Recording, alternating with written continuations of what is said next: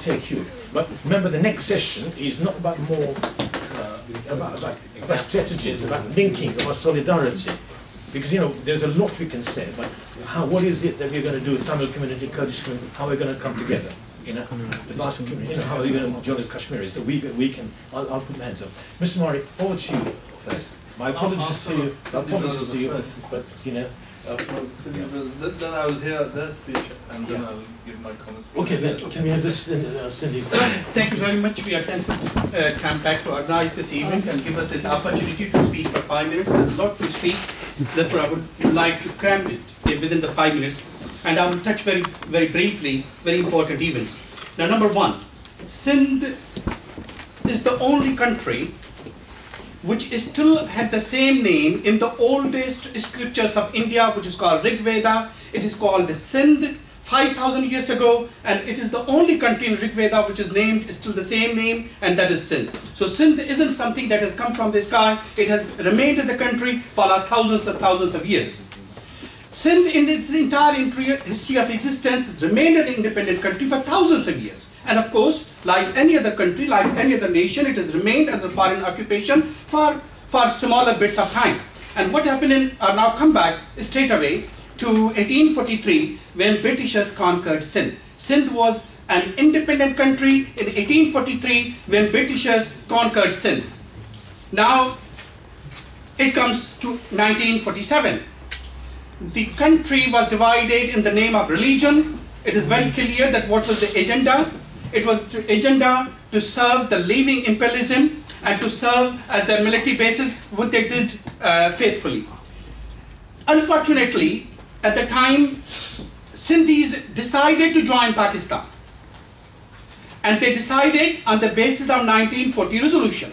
And what 1940 resolution says, that the joining states will be sovereign independent states.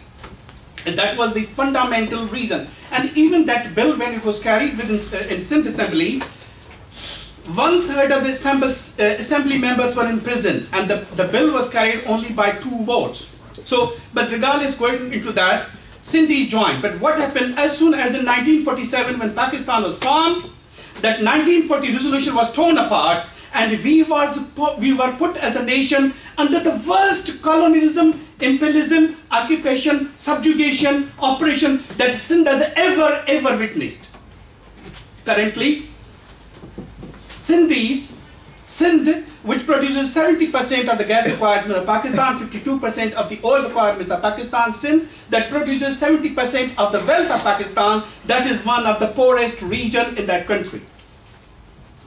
Sindhis, their cities have been snatched to 8 million. 8 million acres of land were given to army generals, to Punjabi settlers and farmers.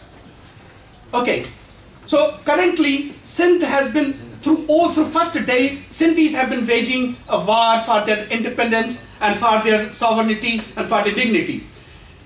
The father of Sindhi nationalism, Sai GM, said he stayed 48 years alive in Pakistan, and after 48 years he stayed 29 years in prison. When in 1995 he was ill, he was taken to hospital, and that hospital was made a sub-jail, and he died in that sub-jail. There have been thousands of people have been killed. In 1983 there was a struggle of Sindhi people, and then in that struggle 1,800 people were killed by military. You will be surprised that more than 300,000 people, 3 lakh people, they were sent to prison. There were more than 100,000 people who were lashed. Currently, the situation is that in 2011,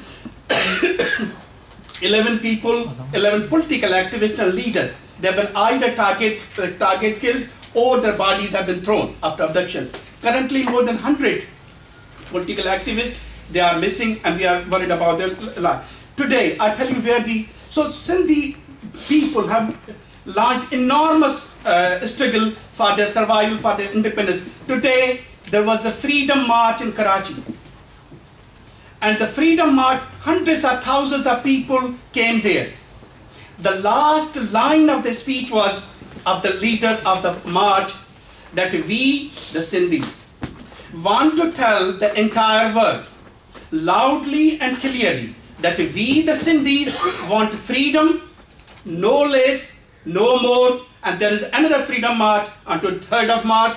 We, with our Baloch, our brother struggle, we are together. Sindhis are looking at the ways, because so far the struggle, although Sindhis have made enormous sacrifices, we have made a very little progress against the wall of the Punjabi elitism. Sindhis are looking what are the ways to avert that war and to bring our sovereignty, our justice and our dignity back. Thank you very much for listening.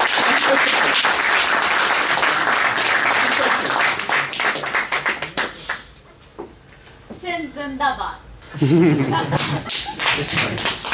Miss Murray, please.